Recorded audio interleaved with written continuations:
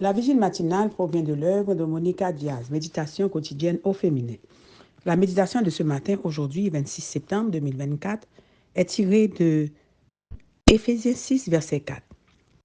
Vous, parents, ne révoltez pas vos enfants, mais élevez-les en leur donnant une éducation et des avertissements inspirés par le Seigneur. Tout commence avec vous, page 278. Diana Lomens a écrit ce merveilleux texte.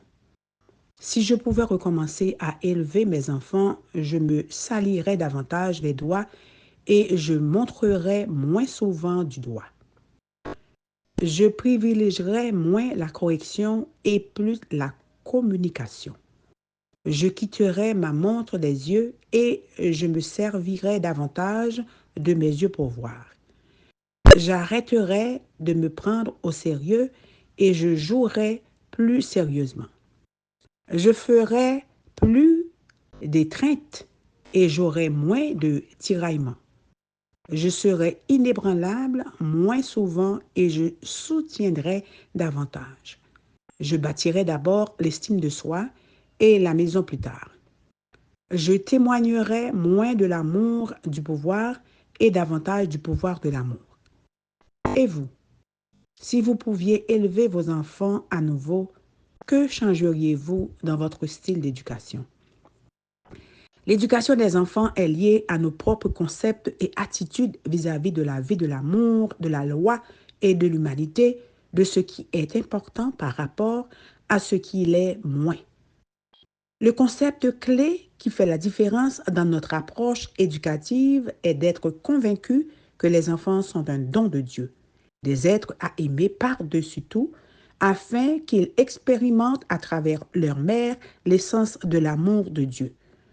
Ce premier filtre mental nous empêchera de considérer l'enfant comme un fardeau, une nuisance, une étape qui demande tant de sacrifices que nous regrettons de l'avoir eu, un empêchement à continuer de jouir de notre ancienne liberté.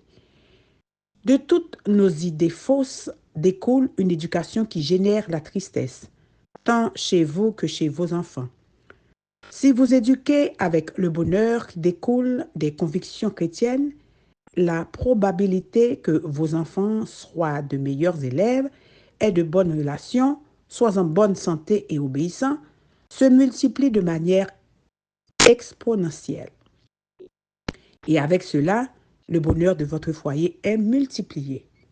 Pour faire face aux émotions parfois difficiles de la maternité, il est essentiel d'avoir des convictions profondes sur ce qui signifie être une mère, l'espoir d'élever les enfants pour le Seigneur et l'amour comme fondement, rendant le sacrifice significatif, et tout commence avec vous.